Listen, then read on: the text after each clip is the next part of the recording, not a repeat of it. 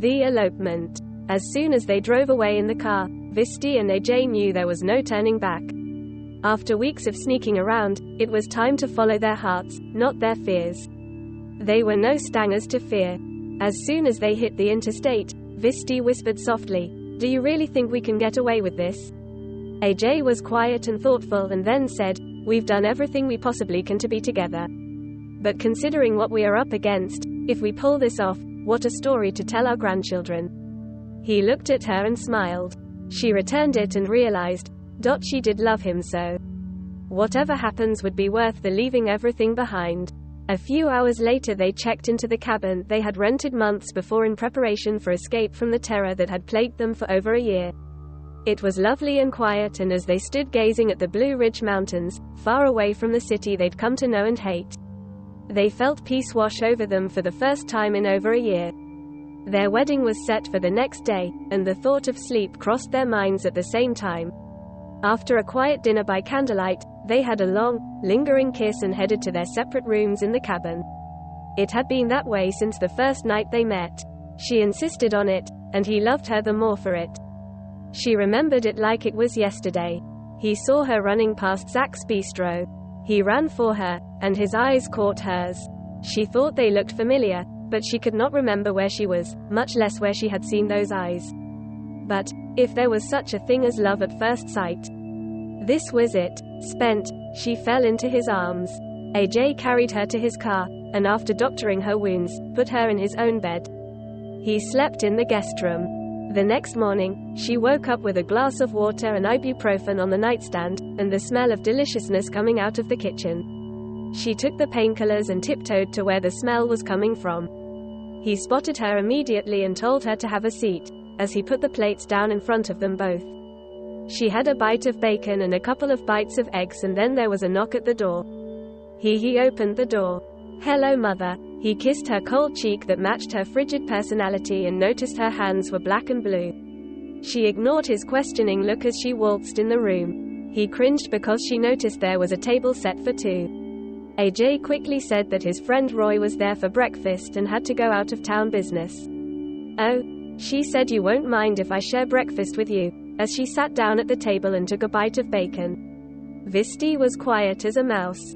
AJ and Visti started a torrid love affair. Their happiness would not last. All was fine, at first, until things began to happen. When Visti was alone, a malevolent force was very present in the house. Holes would appear in the floor, almost causing her a broken ankle or leg. They would disappear just as quickly. She was washing her face, when the mirror in the bathroom shattered, sending shards flying. Had she not had a towel over her face, it would have been devastating. She felt as if she was being watched by the portraits in the home. These things never happened when AJ was home. AJ knew she was not lying and decided to take her with him wherever he went, so she would not be alone in the home. She enjoyed spending extra time with him and shopping nearby his work, until the unseen foe followed her there, too. Store displays would come crashing down on her. This would happen in the library with the bookshelves. Had she not been quick-witted and faster than a frightened deer, she would have been crushed. They both knew she was not safe for her in his home city, and they started planning to flee. Fever was happening to her was no coincidence. Visti lay awake in the cabin. She still loved his eyes, so sea green you could drown in them. So familiar, but she could not figure out where she remembered them from. Above all else, she knew he loved her. Visti could not fathom why, but she knew. She would follow him anywhere. They had been playing hide and seek for months, because she could not be alone without something very bad happening. She caressed the pistol he had bought her and fell into a fitful sleep. She woke up in the cabin the next day not well rested. Too many dreams, too many memories, and all of a sudden, she remembered the eyes. She shot straight up in bed and remembered those eyes belonged to the client she had been with and run from on the very night AJ rescued her from that life forever. She let the shock envelope her, and then her eyes gazed on the mountains, and she realized it was over. She would not let the past ruin their future. She would not a word to him. They were going to be married and happy forever. Hope sprang up in her, as she sprang out of bed.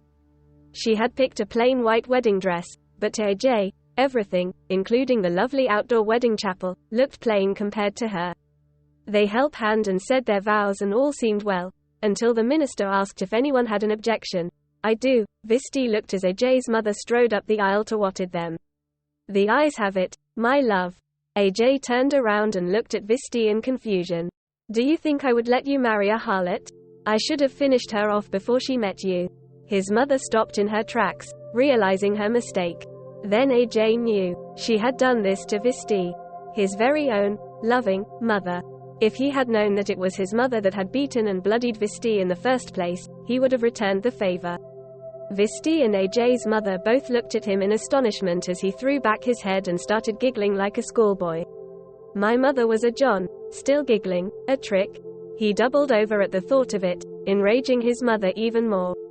Visti pulled out her pistol, and before the minister could voice his own objection, she emptied the chambers, making sure each shot would hurt worse than the last. Ajay crossed his arms and watched while his soon-to-be bride did what she had dreamed since her first client had beaten or belittled her.